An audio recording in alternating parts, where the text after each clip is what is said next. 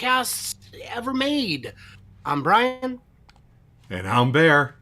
How is everybody? We are simulcast on My Tesla Weekend and Bear's Workshop. Let us know in the comments if you can hear us. Can you hear me? Can you hear I'm us? right here. Can you hear me meow? Is Brian louder than me? Am I louder than Brian? That would be something, wouldn't it? Just making sure we got everything set up, waiting for someone to say, yes, hola, Luis. Good to see you. I guess this means we absolutely must be live. Well, on your side, we definitely are. What a week. What a week. And remember, we are simultaneously streaming. We are on my channel, on Bear's Workshop, and we are on Brian's channel, on My Tesla Weekend. Brian's got confirmation that everything is working, and I just got in all good. Thank you, Gordon. Good to see you. And MD Hofty's already joking around. What's the call-in number? Yeah, it's 420-694-2069, right? You know, that's a combination for my luggage. Of course it is. Yes. Audio is green across the board. So this week, a lot of folks are going to be traveling. Did you know that, Bear? Yes, it's there's some sort of holiday here in the U.S. that other people don't celebrate because they didn't have Indians. Well, they're not Indians now. Right. Turns out they never were. So one of the big things that comes up is range anxiety. And I am of the opinion that it's an overblown issue. What's your thoughts on that, Bear? I think that it is an issue, but it is overblown. If you're driving like the distances that I've driven and going to Vegas a lot, going to Mexico a lot, I've driven from here to Austin, you are definitely aware of where you're stopping next. There is no question that, we have to stop here and we have to charge up. Those are long distance trips. It's not the same thing as just being in town. In town, I rarely have an issue. There's the occasional time where I've forgotten to plug in the car, or my wife's plugged in her car and my car wasn't charged up, where I'm like, but it's never really prevented me from going anywhere because I've always had more than enough. But let's talk about how to solve that. Sure. So big kind of fun news. Kettleman City, California has added 56 more SuperChargers to the 40 that they have. It is one of the most popular in Tesla's network. And it is, when you see those videos over holiday weekends of long lines, it's at Kettleman. So this is helpful. This is going to alleviate some of that. Not all of it. I think it's definitely going to help.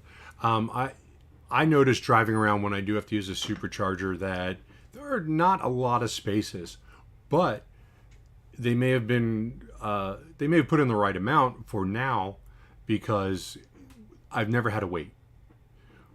But it's always been like 2 or 3 spots have always been open, and I don't think I've ever been at one where they're all filled. Especially the one in California, right over the border, or maybe it's in Arizona. It's right around Quartzsite, and they have 44 stalls there. And wow! And it's a 250 kilowatt charger. But the thing is, I've never seen more than 6 cars there. So that was that was a little bit of a head scratcher for me. I've been there 2 or 3 times, and there's just like nobody there, but there's tons of spots, and they're all fast chargers. So I did appreciate that. I just still want to see more chargers in other locations, like in Mexico, or or at the border. Last week, someone suggested they could call it the Juan for the Road program. Yeah, there you go. That's a good one. It is. So the other thing that Tesla has been known to do in the past is deploy the SuperCharger MegaPacks. So flatbed rolls out. It can do about 100 full charges. This is a 2-year-old article, so that 100 might even be based on the Model S rather than the Model 3. But that's something they can do. Yeah. Busy holiday weekends. And they did make mention in this article that it was all at like 120 kilowatt chargers. But being that this is 2 years old, I'm sure that they would have upgraded that by now to the 250. 250s were rarer back then. So I would imagine that this is probably even better than what it was. And it may be a factor of what the MegaPack is able to output at a given time. But who knows, man? Who knows? Every bit helps. So the last thing on this before we jump into the Q&A for this section, if you got questions, don't forget to ask them, is there are apps that make it easier. Easier to what, Brian? Well, define charging. Define charging. I can't vouch for this article or these apps, but it lists things like EV hotels. Apparently Google Maps has it. I don't know. Yeah, it does. That's right. I've looked it up and I've seen chargers around. Plug share. I've heard good things about a better route planner. I don't know. But there are ways to make it easier. So if range anxiety is your issue, my first suggestion would be to ask around before you buy, and then get these apps once you've bought. And if you are buying a Tesla, you've got the supercharger network, and the car can do a pretty fantastic job with that. Would you agree? Yes, I totally agree. And one of the things that when I've had people who haven't been in my Tesla before, and they're like scratching their head, they're like, "Well, how do you find a charging station if you need one?"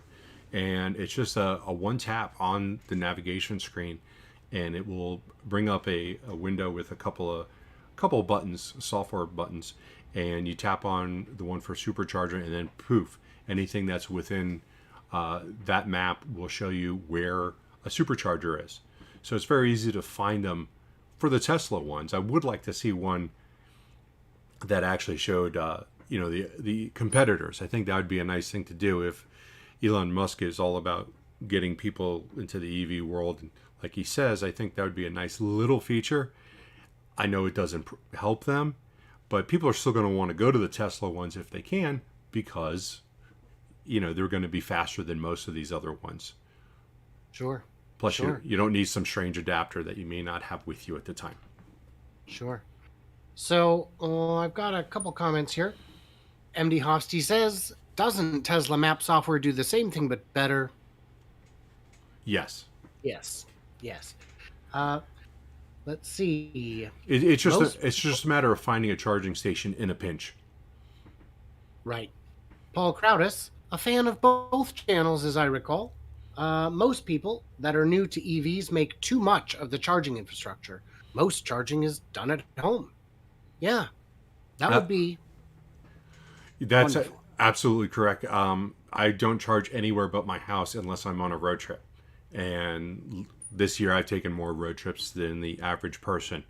So, yeah, you're going to charge at home. Of course, you run into the point, and it's a valid point, of people who live in apartments and don't have access to that. And that's something that hopefully will be addressed in the budget bill that was recently passed. There is $7.5 billion to build out charging infrastructure, which could absolutely go into businesses, apartments, etc. Cyber Randy says the Tesla app now shows how many of the stalls are operational versus out of order, which is, it doesn't help you if there's 50 stalls if 48 of them are broken. Right. That's a nice update. Did you know that there is a supposed standard when you get to a supercharger and you get to one that's not working, what you're supposed to do? No. You leave it off the hook. That way someone pulling up to it knows, don't go here. I thought it was to swear. Well, yeah, you have to, but if it's the last one, otherwise You mean after that? Yeah, I understand. Yeah, after that, of course. That way you're letting everyone else know. Don't put it back on the hook. It's broke. I've got Aussie Astronaut says, good day from Tesla Model 3 owner in Australia. Hello, Aussie. Wow. And Gordon giving me a hello from Vancouver, British Columbia. Nice. Just up the road from me. You must pay a visit. I was in Vancouver last year, 10 minutes before COVID hit. I was up there for skiing. Not that I skied, because I'm too old. I'll die. But yes, I passed through Vancouver. They have no freeway that runs through that city.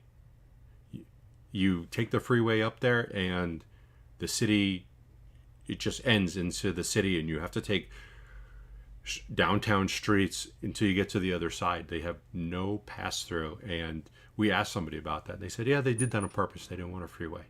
It's like, okay. Huh. I've never driven past Vancouver. Well, when you got there, you had to get off the freeway. It just, Yeah. but you probably didn't It notice just didn't it. occur to me that was the end of it. Yeah, that was the end of it until you get past it, and then it starts up again. All right. I think we can move on from there. But on a similar topic, Yeah. talking about superchargers and charging stations, Britain has now said that new homes in England to have electric car chargers by law. Yeah. And it's funny because Brian and I both pick out articles, and we both picked out different articles of the same thing. So we both thought that this was interesting. And it's not particularly new necessarily, but it's back in the news. Maybe they got a little, maybe it moved forward a step. But Bear had an interesting point about what's missing from this. What's missing from this is the minimum requirements. Are you just talking about having a 220 outlet? Because that's all that I need to charge my car is a 220 outlet. Now, there are caveats to that because a 220 outlet at 30 amps is different than a 220 outlet at 60 amps. Both will work.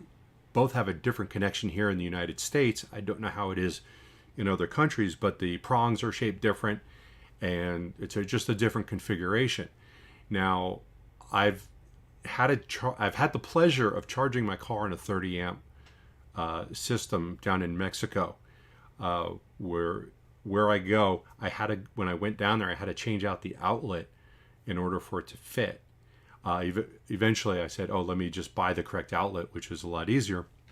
But having the 30 amp outlet took about 9 hours to charge my car, where the 50 amp that I have at my place will actually charge it in probably about 5 or 6 hours, all which is overnight. But we go back to England. What if this is 20 amps? Is it 30 amps? You really want to have the proper stuff put in there. You don't want to say, well, they got a 220 outlet. And is it just an outlet, or is it a whole charging station? And then if it's a whole charging station, what's it for? Is it for a Tesla? Is it for a Ford? A Lucid? Everyone's got different things these days. So I think an outlet is adequate. It should be adequate. But it also MD Hofsty said that the latest electrical code in the U.S. mandates 220 in the garage. Well, I've got a. So if that's the case, I mean, I haven't heard that, but I'm not in a position to know it. But the reason I think this law is great, or this building code is great, is the cost to add a line for your car during construction is substantially less than having to go back later and add it. It's so insignificant on the price. It really is just it really is just an outlet. And a new home builder will charge you $250 for it, but it's there. And they're literally using $30 worth of parts and 20 minutes worth of labor just to run that extra line. It's right. When there's no drywall or no nonsense. Yes. And now we know that the panel is sufficiently large. My brother's an electrician, and he has one thing he always does is he puts his business card in the panel when he finishes a new house. And he's had builders who were so cheap that he wouldn't leave a card because he knew that if they ever wanted to call and say, I want to put in a hot tub, it was already maxed out. It would have been $50 on a $500,000 house to go up to a reasonable sized panel. And the builder's like, nah, not for me, bro. Yeah, I'm maxed out at my place, but I still keep adding, and I will keep adding. Just playing the odds. That sounds like a great reason to have homeowners insurance. Yeah, I upped everything, so I'll be good. I'm totally ready for it, and I also keep my batteries changed in my smoke detectors. I've got two big concerns about insurance. One is I just found out my wife put a life insurance policy on me. Oh, you're a dead man. And the second one is it's only for $5,000. The hell? I'm just kidding. All right. Let's see. Do we have anything about that? Marcus from the UK says hello. Hello, Marcus. It's great that we've got you folks here. I appreciate that. Let's see. Ooh, Ozzy. Yeah, electric car 220. Mm-hmm. Ozzy says he's using standard 10 amp at 2 kilowatts. Oh my goodness, Ozzy. So how long does that take you? Like 36 hours to charge up? Because that seems like it would take an awfully long time. Because Well, before he answers, I'll tell you, I've seen a number of firsthand accounts on social media where people say, I trickle charge. I pick up, 20 miles a night, which is almost enough to cover my commute. And then over the weekend, I get caught up. And if something, if the week goes bad or there's a power outage, just hit a supercharger. okay. But you will pay more per mile charging on 110 than you will on a 220. I don't know. Would you? No. That's something that I've read from other Tesla owners. That because it's less efficient, or I don't know. Well, maybe because you can't use the time of use, but I would think if you're still using the same amount of kilowatts, you're going to get charged the same amount of kilowatts. When we first got my wife's Model 3, they didn't have a Tesla charger or adapter in the car. And I think that's one reason they wanted to get rid of the car so fast, because they had 6 miles left on it and they had no way to charge it. So they gave us a cable from a Ford Fusion, I think it was. It was a 110 that came with the Fusion, and they said we're going to plug this in. It's going to take us overnight, and the car will probably have about 50 or 60 miles on it when you're ready to pick it up tomorrow. Is that enough to get home? I'm like, well, barely, but okay. And then they gave us the cable to charge the car. So the first 2 days that we had the car, I couldn't get the car fully charged. It was trickle charging at, I think it was 5 miles an hour. That's about right for 110. Yeah. And it was heartbreaking because my wife's looking at me like, why'd you tell me to get this car? I can't. And I'm like, well, she doesn't talk like that. But she wasn't too happy. I wasn't too happy. Eventually, they got us something that would only go up to 30 amps, which was better. And we could still get the car charged overnight. And then when I got my car, then we got a real Tesla charger. Right. But yeah, it was baby steps at first. It was like, okay, well, we can't drive the car too far. She's like, can I take my car to work today? I'm like, sorry, no. Yeah. I don't have any, let's see. Oh, here in Europe, and I count the UK because it's the same there, even after Brexit, we charge with the Type 2 plug. It's 400 volt 3-phase, 16 amps or 11 kilowatt, or 32 amps for 22 kilowatt. Okay. Ozzy says that he gets 15 kilometers of range an hour, which is probably about 8 or 9 miles per hour, I think, something like that. So that's not horrible. It's more than what I was getting on 110. Who said that one? Ozzy. He says, okay. Yeah, he says enough for his daily commute. So Cyber Randy said, split volt is the name of the device to split the power from your dryer to a different. But that is expensive. Car.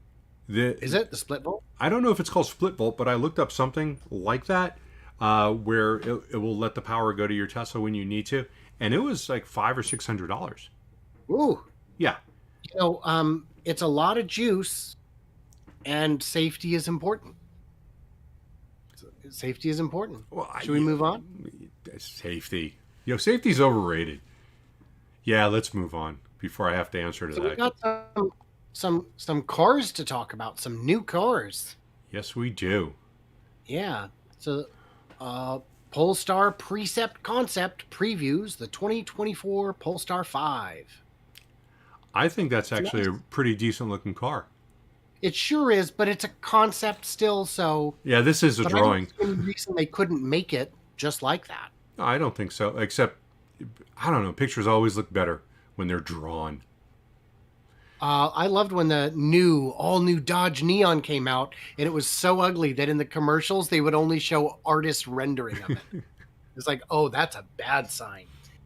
Um, by the way, real quick, Cyber Randy said $349 on Amazon for the split volt. Yeah, Okay. that's. I mean, that's not insane, but it is a little steep.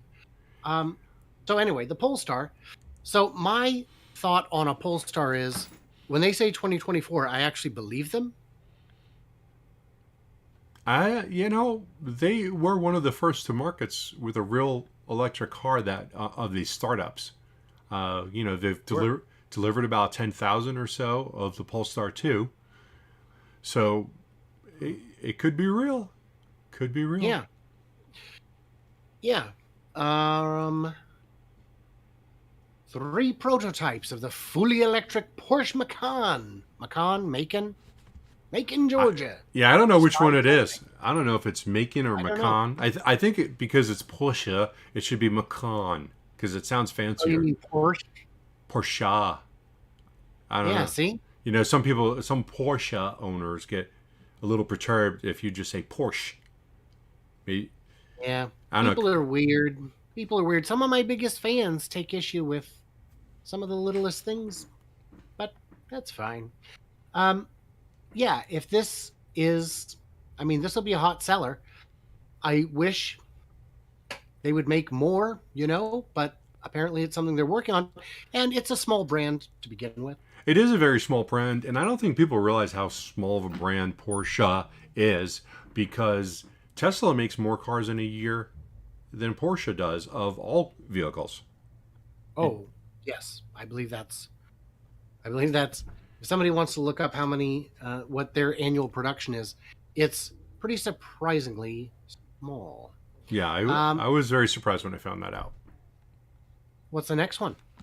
The next one is the Volkswagen ID.5. Yeah, it looks fine.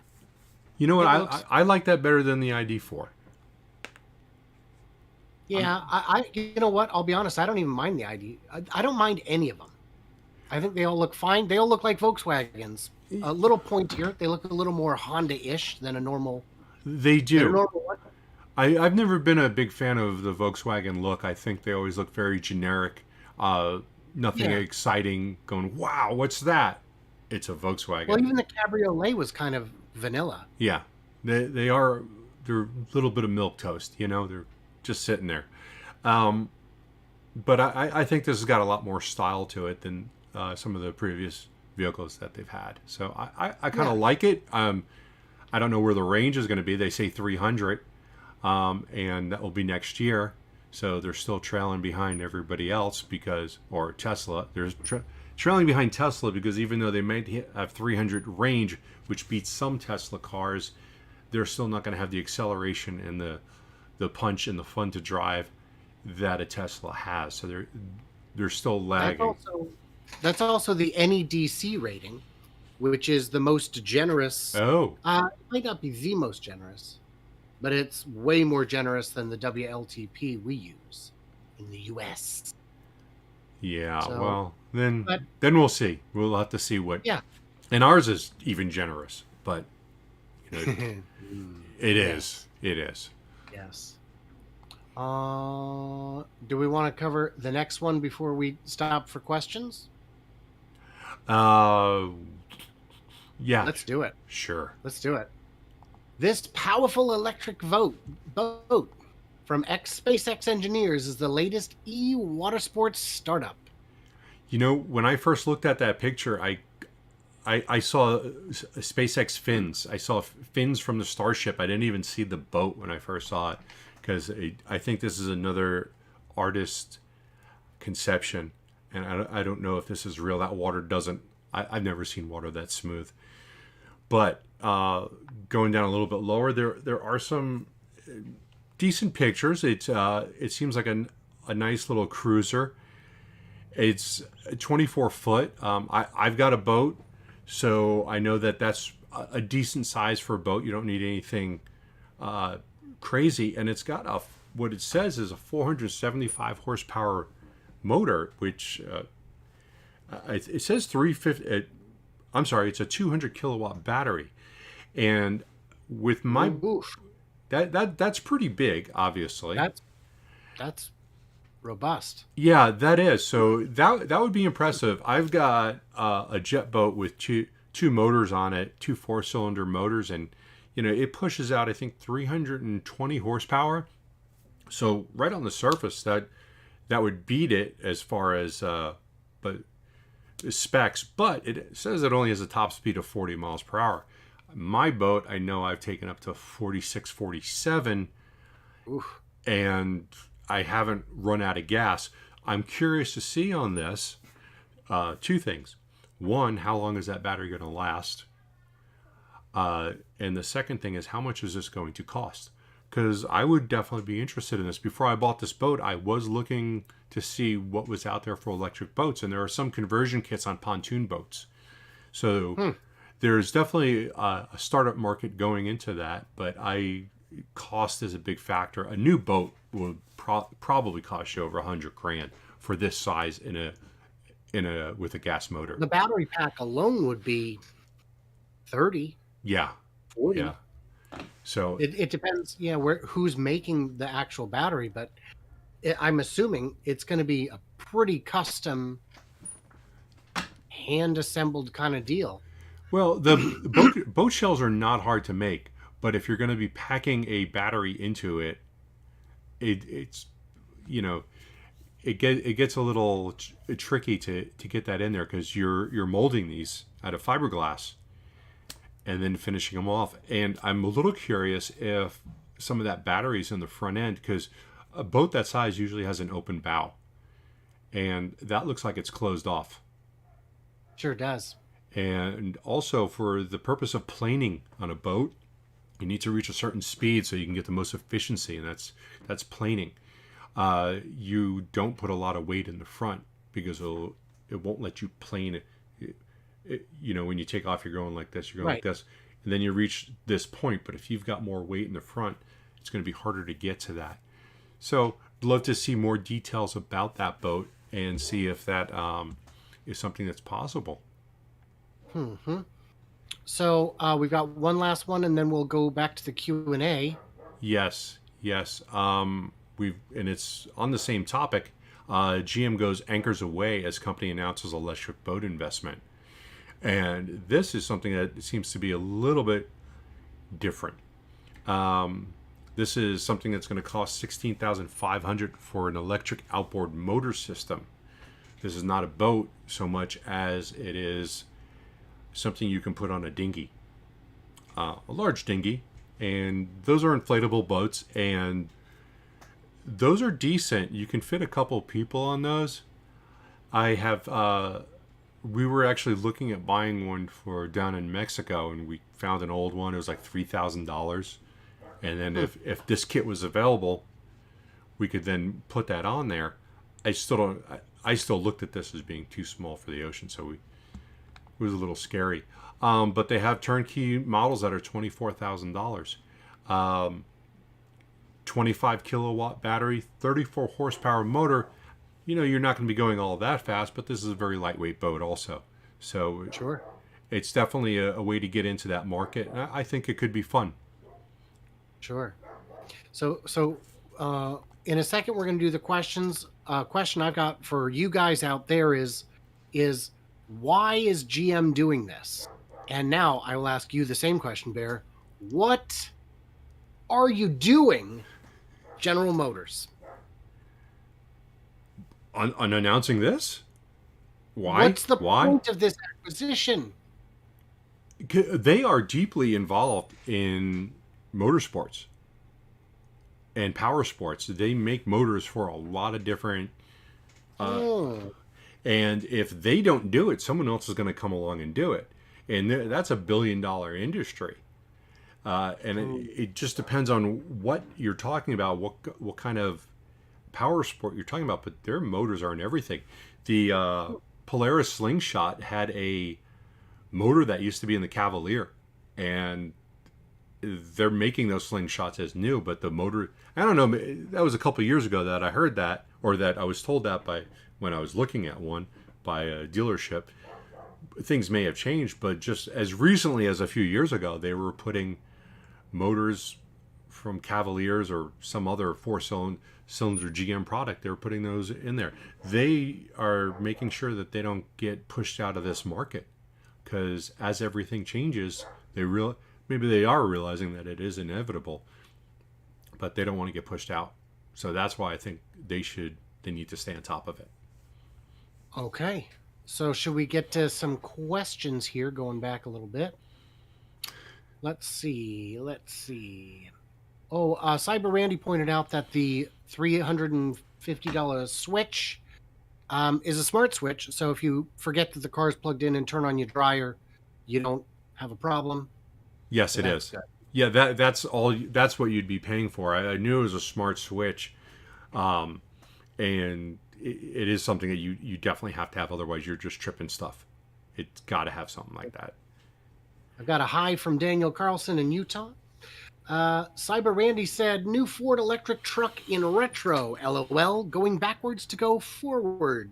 Yeah, and we actually talked about that 2 weeks ago, week or two. So what you guys need to do is not only go back and watch episodes 1, 2, and 3, but do it on both channels, because for those tuning in just now, this is simulcast on Bears Workshop and My Tesla Weekend. How cool is that? We're trailblazers is what we are. Okay, I've got a Let's message. see. I got a hey bear from Tesla Dan. Hey, Tesla Dan, how you doing? Or Tesla Den, sorry. And JKM is just blowing up the chats here. Wanting to know what we think about Ford and Rivian parting ways. We're going to talk about that in a couple minutes, so we will get back to that. And bless the bag holder buying at 180 last week. Oh my God. Yeah, it wasn't me. And did I just lose my camera? You look paused to me. Oh, no, you're back. Okay, came back. I didn't even have to do anything. Okay, let's see. Okay, so the Porsche delivery number, 153,000 worldwide, representing a 31% increase over the previous year. Yeah. So, yeah, that's, last year that'd be what, 3.5 months of Tesla's production, and this year it's more like... Yeah, that's twice Giga Shanghai in a month. So. Right. So it's, yeah.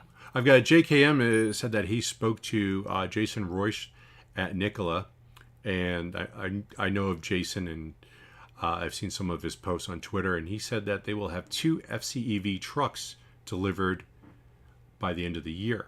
So those are the fuel cell trucks, which I find a little surprising, because those were supposed to be in alpha. Yeah, but for testing purposes, there's no reason not to push them.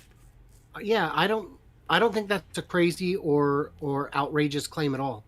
I did have 2 super chats. I wanted to thank Steve, and this one I just got. That's I don't know. It's a picture of a film. I'm not sure what that is. Thank you, guys. Let's see. My dream boat is a 50-foot solar catamaran. That sounds That like... would be... Yeah. That would be some... That would open some doors. Living down in Costa Rica. Was saying he's watching us on both streams. That's neat. Who is? Ozzy. Ozzy. Oh, Astronaut. yeah, Ozzy Astronaut. You'll have to tell us who's got better sound, or if it's tied. It should be tied. Yeah, we've been working hard on that. Daniel Carlson, as an electrician, 50 amp for residential. Law is only 30 amp. So I think what he's saying is that 50 is preferred, 30 is required. Okay. And that would make sense, because for most things, 30 is going to be plenty adequate. Not charging a car, especially if you have 2 of them. Right. Right, but this was... You know how slow regulations are to change. Mm-hmm. Up until even 4 years ago, that just wasn't a consideration. R3D Redman says, sounds desperate by GM. Photo Gib, that sounds expensive, as speaking as a boater. Yeah. And Paul came up with the obvious answer. Oh, that was Marcus Heap who did the €5. Thank you so much. Have a coffee. Yes, I shall. said he figured it out. He cracked the code. GM is getting involved in the boating because, as Mary Barrow will be the first to agree, they're leading the world in boating, electric boating. They're electrified. They electrified. You did it, Mary. Thanks, Mary.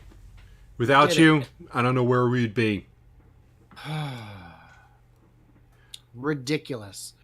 Ozzy said your sound is better. Oh, super. I mean, I don't know. Definitely give him some feedback on how to improve. Let's see. Yes, please do that, Ozzy. Cyber Randy said they probably outsourced to Magna. Steve EZ says still one of the better GM investments. I mean, yes. Yes. Hey, Pete Gruber, what about their Nikola investment?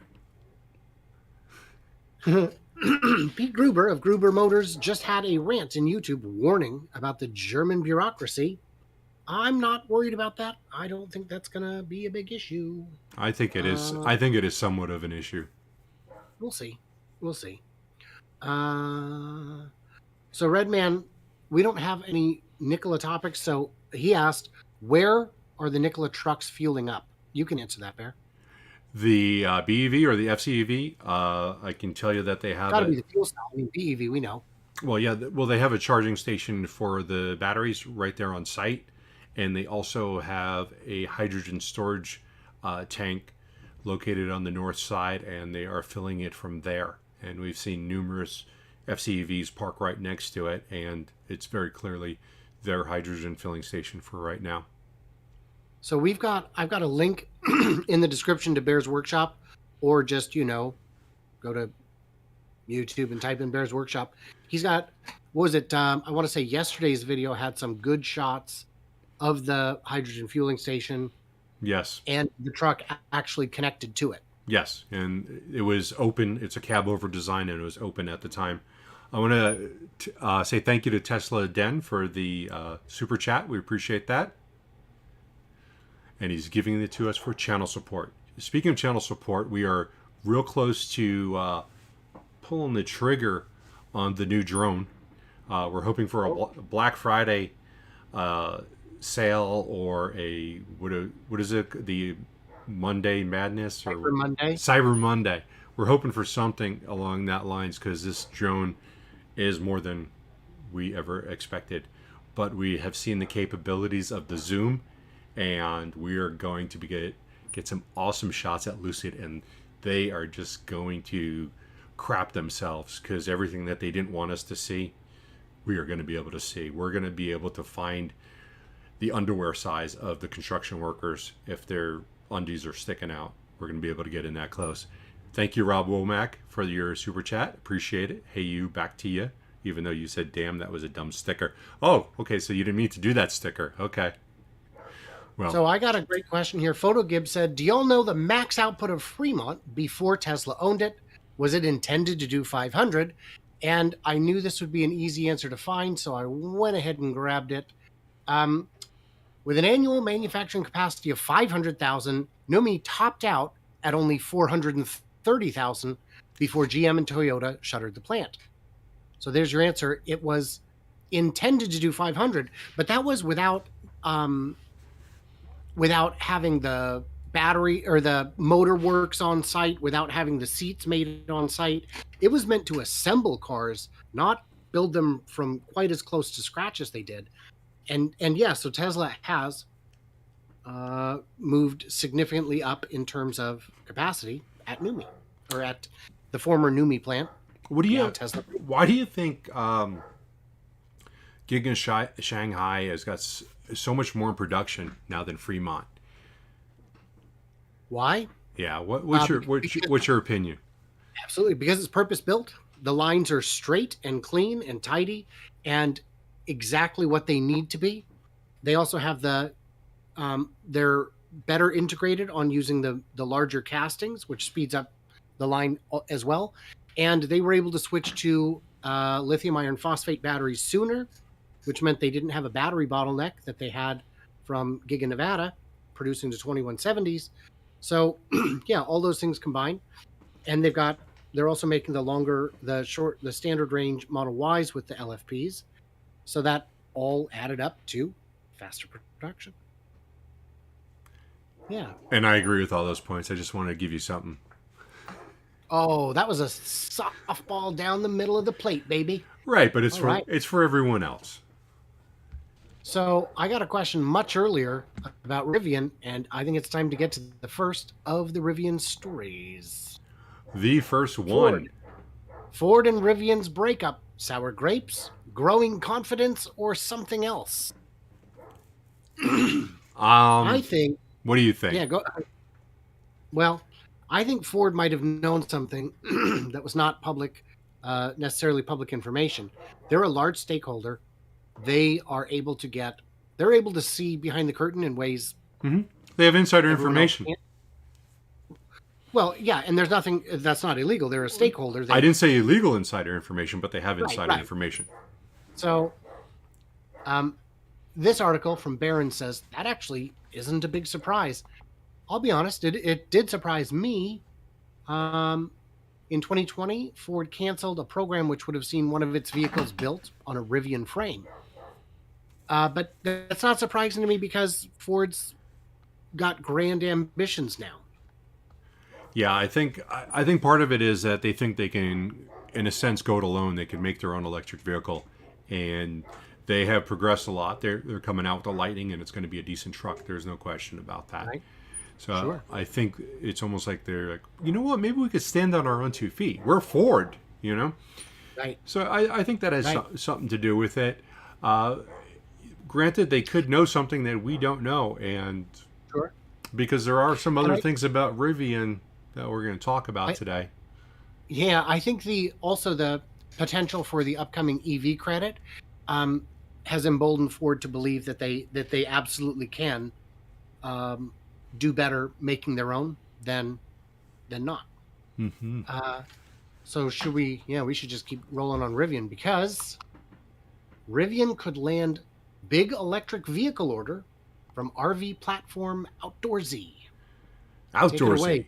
Okay, so Outdoorsy is a place where people can rent out their RVs. And I've actually been using Outdoorsy for about 2 years now, and I've been renting out my RVs. I have 2 of them.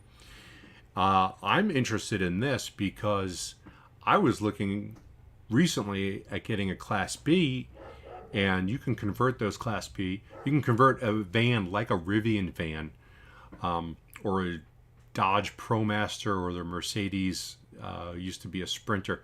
You can convert these over to small RVs, and they're very rentable. And I was looking at, hey, could I get a Rivian van? Until I saw the range, and then I was like, no, I don't want to do this. And then I found out that there was an exclusive agreement with Amazon for the next couple of years, and there's no chance of getting a Rivian van. Now I see this article, Rivian could land the electric vehicle order. So my question, and because the article doesn't explain it, but it's talking about an order for 1,000 Rivian vans. Are those for RV? The Outdoorsy doesn't own any products. They're a platform. So are they planning on buying these and then renting them out? Or is it going to be something they're going to work with owners who are established with Outdoorsy and have them purchase these vehicles and then rent them out? I'd love to know more because already having an in with Outdoorsy, I would love the potential of possibly renting out a Rivian. But I also, if it's going to be an RV of some sort, a Class B, there's got to be more range because there's range issues. Aren't there range issues with... have you heard of any range issues, Brian? I have heard Amazon driver reports 40% faster battery drain when using the air conditioning. Oh man, that is, problematic. I can tell you on my Zen Electric, it had air conditioning, and if you turned it on, you better be within eyesight, an eye line of home because it would absolutely cut my range in half and not really blow any cold air. Which is interesting that it would cut your range in half, but since they made that product to what they have now, they've only reduced that to 40% reduction. Well, I don't know for sure if it was half because I only used the air conditioning once and I learned my lesson. Okay. I Well, learned my lesson. I'll tell you, air conditioning is a necessity in lots of parts of the country. Sure, absolutely. Oh, absolutely. And if you're a delivery driver running door to door, absolutely. Yeah. So we're getting kind of long, so I think we should get to the big news on Rivian, the scary news on Rivian. Apparently today, all the folks who thought that they were going to have their Rivian next week got an email saying, nope, it's actually going to be more like next March or maybe even next September. This survey came from users of r/Rivian. As of last update, this had 129 responses on it. These are people who put in their pre-orders all the way back in 2018, 2019, and 20. And what percentage of them are getting them earlier than next March? I'm showing 2%. It was 2%. Two people. With the largest slice of the pie being next March or April. And there are users in there I saw who sold their trade-ins. My truck is coming next week, you see. I've got my financing lined up. Everything's ready to go. I ain't got nothing to drive. I'd be in a bad mood. Which leads me to a segue. You can rent something off of Turo. You come rent my truck for the next 6 months. It won't cost you. Well, all right, it'll cost you. So yeah, those people are kind of they're in a hole if they've gotten rid of their car, and it may not have been like a great move to do. I don't know if those people who did that actually said it's coming Tuesday, or if. Oh no, they had delivery dates via email or in the app or whatever. How far off were they? How far off were they? Huh? Do you know how far off those delivery dates? November 30th. As of one guy said, as of Tuesday, it still said November 30th, and then he got an email saying March, April. Yeah, okay. I don't necessarily blame him, but it is a startup company, and I sold the vehicle I was getting rid of when I bought my Model Y. I sold it about 3 weeks before my delivery was expected, and I knew I was taking a chance that something could happen. But also, Tesla was just pumping them out at that time. The chip shortage wasn't really much of a conversation then. And I also had another vehicle to drive. So it wasn't that big of an issue for me. I don't know if I didn't have another vehicle, I would not have done it. But people got their own reasons for doing what they do. And unfortunately, sometimes you get screwed. I think the degree to which this is going to erode goodwill with people who are absolutely the biggest Rivian fans. To me, this was a gut punch, and I'm not, obviously not the biggest Rivian guy, but I just, it's shocking to me. It's shocking to me. How did you not know yesterday that next week is going to actually be 6 months? Yeah, it is shocking that they didn't have the foresight to see that, because they should have. As an investor on the outside, or a possible future customer, I'm not all that surprised. I was actually expecting Lucid to have some sort of delivery issue because they were so secretive about so many things. I was expecting after their first deliveries for them to say, okay, well, we've got this issue and that issue, and they're full steam ahead right now. I was surprised that they didn't have one. I'm not surprised to see issues like this come up, but I am surprised that instead of a delay of like a couple of weeks, they're obviously waiting on a chip order of something, or an order of something that's not going to come in until March. And it is possible that some dude was sitting there going, well, we've got these 100 cars and they're waiting, or 100 trucks, and they're waiting for these parts. And he keeps calling the supplier, and the supplier saying, yeah, it's in the port at Los Angeles. And all of a sudden they go, well, the ship sank. Sorry, something happened. You're not getting your chips. They're like, well, when can we get our chips? March. So whatever it is, whatever they're missing, they need to have more people like from Tesla who, okay, now we need to adapt. We're not getting these parts for 6 months. What do we need to do to get these out? Because we can't just continue to build these trucks. Because if these are the first 1,000 trucks on the line and they're not being made till March, that means production didn't really start. They shat out a couple hundred and now they've stopped. Yeah. They've idled their line. No, they must still be making trucks, but they're missing something. Find out what it is and find a replacement. So Mega Wilderness said Rivians are taking less time to arrive than Cybertruck. Well, that remains to be seen at this point. I mean, yeah, you've got 100, and you've got 4 people on this survey now out of 175 responses that say that they will get theirs before next March. Mass production is hard. Elon's been trying to tell everyone that. I mean, even Ford is figuring out that this is very different than what they've built in the past. GM is currently not making any EVs, which is surprising to me because they electrified the industry, Mary. Thank you, Mary. Hashtag thank you, Mary. I don't mean to be so mean, but that was just the dumbest thing I've heard in a long time. Well, it shows how difficult mass production is. Bad PR on their part to leave it to so late. And that's the thing, Paul. You can't tell me that you had all the hundreds, thousands of deliveries ready to go next week, and now you don't. You knew just what a mess. Yeah, they obviously knew. And somebody should have some consequences. We'll never know about it.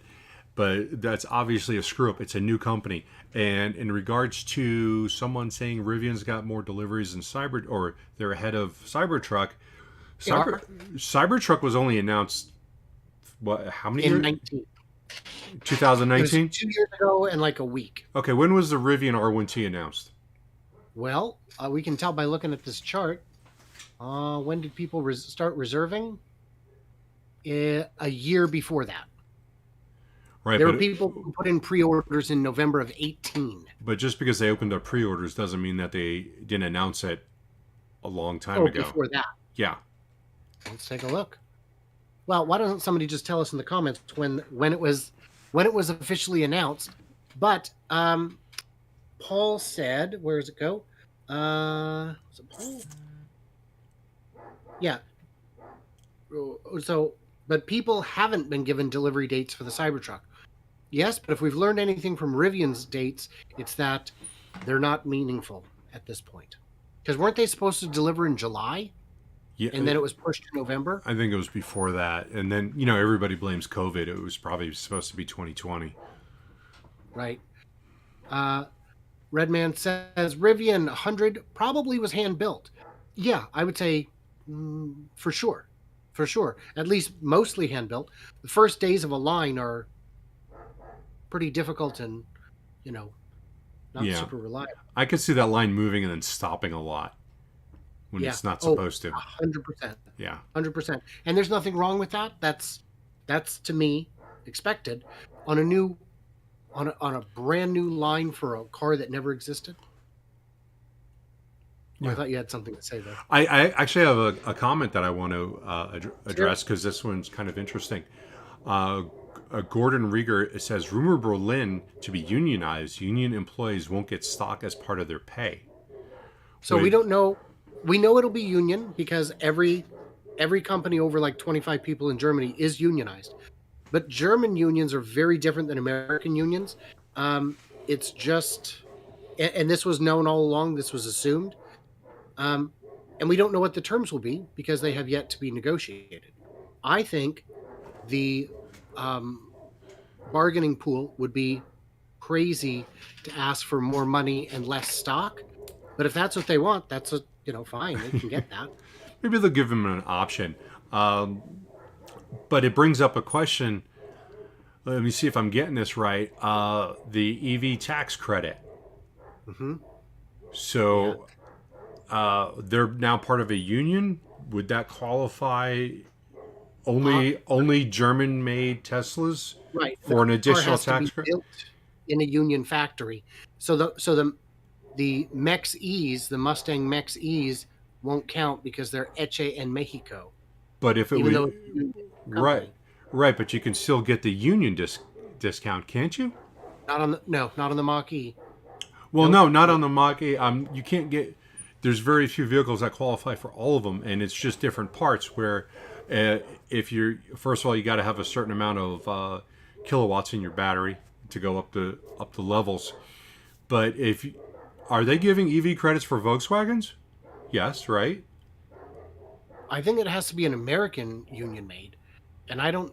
How do you And know? ID. Are you sure? Mm, I'm not. I never really thought about this, but what about a Volkswagen that's made in Germany that is in a union, but not? I don't know. If somebody knows off the top of their head, let us know if it's American unions only. yeah, I'd be very surprised if it isn't. I'd be very surprised if it isn't. Because I did get a question that's a where the little bit ago. kickback came from. Hmm, That's where Well, the kickback came from. look at no, I heard. Oh, I heard you. Look at who the UAW has donated to historically, and Yeah, I think you have to. I think you already know the answer. yeah. Another question I had a second ago was, what do I think the capacity of Berlin is going to be?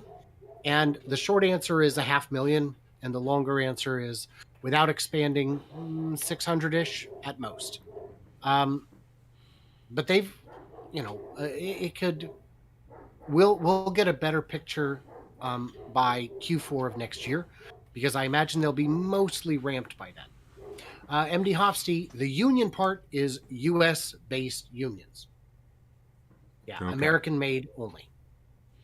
All And right. that may run into trade problems, because I think there's rules about anti-competitive rules that this may run afoul of, but I'm not sure. Are you talking about The EV credit the for EV union credit made. could actually run into it? Okay. Yeah, I'd read that it could be considered a non-competitive thing because it's not to all EVs; it's just to domestic union ones. So I'm not sure. Yeah. Um, I want and then to. MD says, plus the unions will not pass, or the Senate will not pass the union aspect. Remains to be seen. We just don't know. Yeah, I would love to see that taken out. Um, want to It send out seems a excessive. want to send out a Excessive. thanks to Tesla Den for joining me as a patron. Thank you, Hey, Tesla Den. nice. Yeah, the Uh, what I think what's going to happen is they're trying to keep there's going to be a big fight going on if this stays in there, because we see companies like Ford are now building in non-union states, in right-to-work states, right. and because overall it's always going to be cheaper for them to not have a union plant. I don't know if they'll Right. be able to actually do a non-union plant. I think it would be an option at that point when they build in these right-to-work states.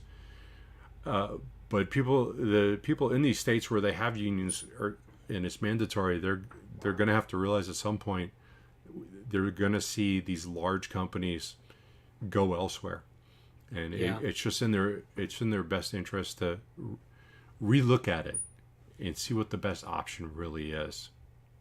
Sure. So EV Wannabe pointed out that German trade councils are not unions, but as I understand, they do handle collective bargaining. They're I believe the reports we're reading are using the two terms interchangeably when they shouldn't be, because we don't have anything like that to compare it to. So Harry Chu just asked me, is this a Tesla channel? We are an EV channel, and we talk about all things, Harry. So I hope that you're not trying to get away from a Tesla channel, but we talk about Lucid, Nikola. Those are some of the things that I've been focused on. Brian, his focus has been on Tesla in the past, and now we are both combining our force, our superpower, and we are going to talk about everything, whether it's a Volkswagen, a Polestar, Rivian, Porsche. That's all the And things those are that we've just talked today's about today. topics. Yeah, those were Yeah. today's topics. Yeah. So Evie Wannabe saying not collective bargaining, no dues. I don't know what a works council is. I will look into that for the future. We're already at 5 o'clock. If anybody's got a bunch of questions, I think we should check them out. What's this last one? Oh, I think we can skip the numerology one. Final questions. Get them in while you can. We'll give this another couple minutes. See if there's anything. There were some. I've seen a bunch of theories thrown out here in the comments and elsewhere saying, well, maybe Volkswagen could do final assembly in the U.S. in a union plant to qualify. Maybe. It's just too up in the air right now to know for sure. My question is, Ford makes the Mustang in Mexico. It will not get the credit. Is that correct? That's my understanding, but we'll see. We'll see.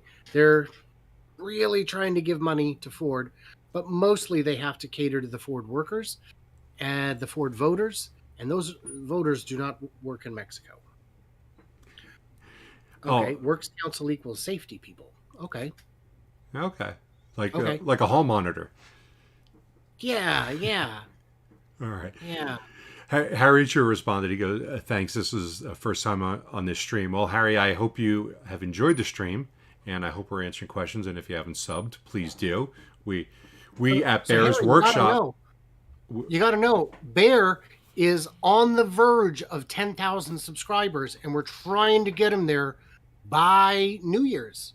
So if anybody is feeling the love, you don't have to enjoy his videos. I mean, I certainly don't. But no.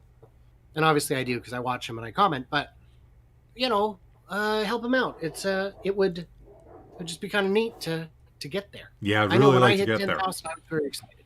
And if we can get to 50,000 by the end of the year, I'll shave my beard. And if he can get to 100 Patreons, he'll do a hair reveal. Some of them have already seen my hair. I've got other videos out there, but down? No one's seen it like that. Okay. Tease it, Bride of Frankenstein. Don't be shy. I'll go all 80s for one video. Ooh, nice. I was considering doing a Halloween costume the week after Halloween and saying I felt like an idiot, but so we've got some just casual thank yous and all that. Lucid Air is good, but I believe that ship has sailed. Any other pressing concerns we need to get to? I have two more comments. JKM wants you to be honest and answer, do you own any Nikola stock? I think I know the answer to that. Yeah. Bear does. I do not. Okay. I do not. And Harry Chu, again. Hey, Harry, again. Thoughts on Biden's shameless promotion of GM and praising Mary Barra for the EV revolution. And he's also said he already subbed.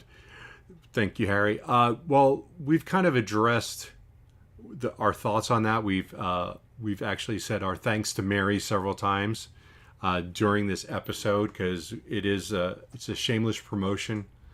It's a kick in the gut if you cared. But I think Elon is thicker skinned than that. But I don't think Twitter is, because Twitter is hammering the point that was ridiculous, and who's ever writing his scripts needs to take a step back and look. The great suggestion I saw was Elon should personally invite the president to the grand opening of Giga Texas, and if he doesn't show, put up a cardboard cutout. By the way, I've got a couple great comments here. Redman, subscribe to Bear. Jim Pook, just subscribe to Bear's channel. Yay! And, UFOlogist, bang, just subbed. So, I mean, thanks, guys. There. Thanks. I really appreciate that. Yeah, Jim Pook, just subbed. Commuter Branch Line, you two are a hoot. This is a more laid back and fun. This is, of all the things I do in the course of a week, this one is by far the one I look forward to the most. Hey. Got to go up higher, a little higher. There you go. The Doge Father. It's almost like he killed his kid, though, if he's the Doge Father. He kind of killed it, accidental death. Ozzy says Australia still has a luxury tax of 33% on vehicles over a certain price, which was Yeah. to encourage people to buy Australian-made cars. Number of cars being produced in Australia? Goose egg. Yeah, goose egg. Paul Crowd has had a very insightful comment. He said, have a look at both of their Patreon pages as little as $1 a month. Paul gets it. Anyway, well, I think that's about all we needs to do. We're over the hour mark. Yeah. Quick thanks to my Patreons who get early access, bonus content, all that good stuff. And Bear's got his. What have I got? Well, I've got my Patreon account. If you want to support the channel, please take a look at it. We really appreciate any type of help that you can give us. I know that's begging and groveling, but we have a $4,000 expense coming up that we're going to use for the channel. So any type of help. I hope my wife doesn't watch this. She's going to be pissed. I didn't realize that. Yeah, I guess I shouldn't have said that out loud, but wasn't it an 8x zoom, like an optical zoom? Yeah, it's got a 7 times optical zoom, and then it's got a hybrid digital zoom, which you can go all the way up to 28 times. We're probably not going to use that on a regular basis. It gets a little fuzzy at that point, but the 7x is great, and even going just to the 14, the pictures that I've seen are just like, it's showing you pictures of things that you didn't even know were there from 2,000 feet away. And then you're seeing things that weren't there, and now they're there because they've zoomed in so far, and it's clear enough to make out what it is. So, and I've seen that in channels where, there was one I was watching. I think it was Santa Monica, or somewhere where the coastline was eroding, and there was things that he spotted later that he never would have seen on a lesser drone, let alone, while he's flying. So, so yeah, guys, thanks for hanging out with us. It's a lot of fun. I've had a very pleasurable time tonight. I'd like to thank you, and maybe we'll do an after dinner cocktail. Sounds like a plan. Yeah, doesn't it? All right, well, we're going to be back here next Tuesday, 4 p.m. Pacific. We're going to have new topics, maybe some of the same ones. Maybe we'll talk more about Mary and thank her for everything that she's done. Because at this point, you did it, Mary. She's like an idol to me. I want to build a statue just to thank her for saving us in this EV revolution. So until next time, are we ready to sign off? Yeah, absolutely. All right. If you guys have any awesome comments, leave them below. If you didn't catch it live, that's fine. All right. Till next week. We'll see you next Tuesday, 4 p.m. Pacific.